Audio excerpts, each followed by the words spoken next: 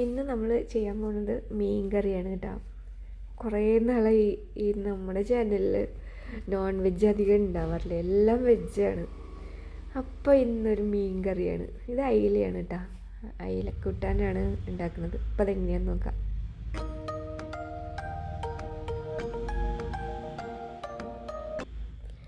അപ്പോൾ 5 അയില കിട്ടി. നല്ല ഫ്രഷ് ആയിട്ടുള്ള അയിലായിരുന്നു കേട്ടോ. നമ്മുടെ ഇവിടെ കടപ്പുറമായ കാരണം നല്ല മീൻ കിട്ടും.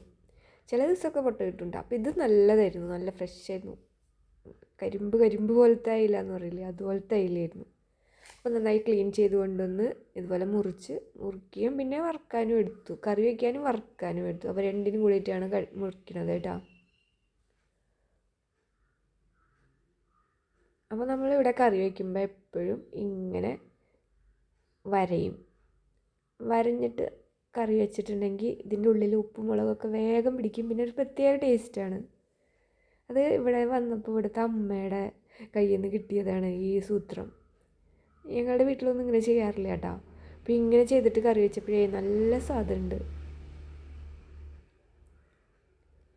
ഒരു ചെറിയ കഷ്ണം ഇഞ്ചി അത് ചതച്ചിട്ട് കൊടുക്കുക.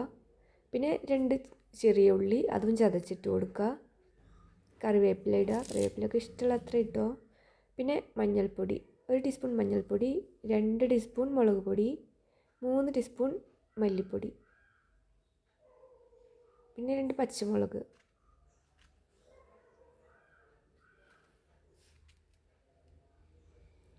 പിന്നെ ഇതിൽ പുളിക്ക് മാങ്ങ ഇടണം കേട്ടോ. അപ്പോൾ 2 മാങ്ങ, ഇത് മൂവാണ്ട മാങ്ങയാണ്, പുളി ഉണ്ടായിരുന്നു, 2 മാങ്ങ ഇട്ടു. പിന്നെ ആവശ്യത്തിനുള്ള ഉപ്പ് ചേർത്തു. അങ്ങനെ എല്ലാതും കൂടെ ഒന്ന് മിക്സ് ചെയ്യുക. അപ്പോൾ നമ്മളിത് നാളികേരപ്പാലിലാണ് വെക്കുന്നത് കേട്ടോ.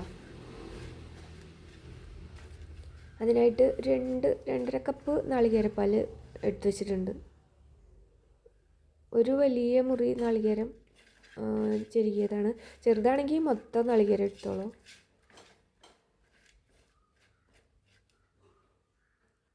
അപ്പം അതിലേക്ക് നാളികേരപ്പാൽ 2.25 ഏകദേശം 3 കപ്പോളം നാളികേരപ്പാൽ ഒഴിച്ചിട്ടുണ്ട് കേട്ടോ. 3 കപ്പ് വെള്ളം ഒഴിച്ചിട്ട് ആ നാളികേരം അടിച്ചെടുത്തതാണ്.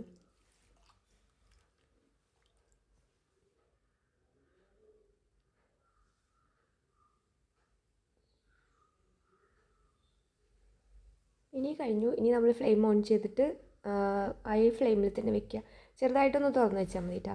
അങ്ങനെ തിളച്ച് വരുമ്പോൾ, നന്നായിട്ടൊന്ന് തിളയ്ക്കുമ്പോൾ നമുക്ക് ഇതിലേക്കൊരു ചെറിയ അരപ്പുണ്ട് കേട്ടോ. അപ്പോൾ നാളികേരപ്പാലായതുകൊണ്ട് ഇത് ഗ്രേവി കുറുകാനായിട്ട് കുറേ സമയം എടുക്കില്ലേ. അപ്പോൾ നമ്മളൊരു 1/4 കപ്പ് നാളികേരം, അതായത് 2-3 പിടി നാളികേരം, അതിലൊരു ചെറിയ തക്കാളി ഇട്ടാൽ മതി. നല്ല പഴുത്താണെങ്കിൽ നല്ലതാണ്.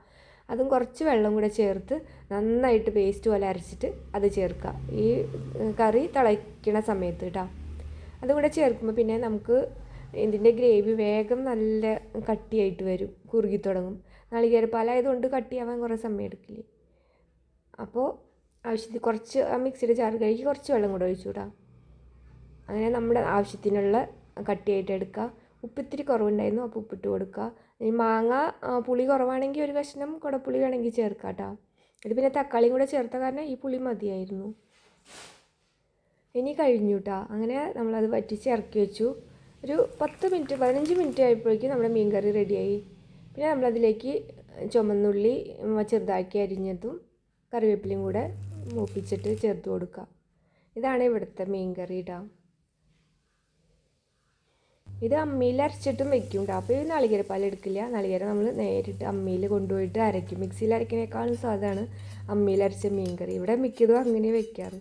ഇതിപ്പോൾ എളുപ്പപ്പണിയായിട്ടാണ് ഇങ്ങനെ ചെയ്തത് കേട്ടോ. നാളികേരപ്പാൽ എടുത്തിട്ട് ചെയ്തത്. സമയമുണ്ടെങ്കിൽ അമ്മിയിൽ അരച്ചിട്ടാണ് ഇവിടെ മീൻ കറി എപ്പോഴും വയ്ക്കുക. അതിനൊരു പ്രത്യേക ടേസ്റ്റാണ് അമ്മിയിൽ അരച്ച മീൻ കറിക്ക്. അപ്പോൾ തക്കാളിയൊന്നും ചേർക്കില്ല. ഇത് നാളികേരപ്പാലായതുകൊണ്ട് ഗ്രേവി കട്ടി കിട്ടാൻ വേണ്ടിയിട്ടാണ് കുറച്ച് നാളികേരം അതിൽ കുറച്ച് ഒരു തക്കാളിയും കൂടെ ചേർത്തിട്ട് അരയ്ക്കുമ്പോൾ നല്ല കൊഴുപ്പ് കിട്ടും കറിക്ക്, ചാറിന്.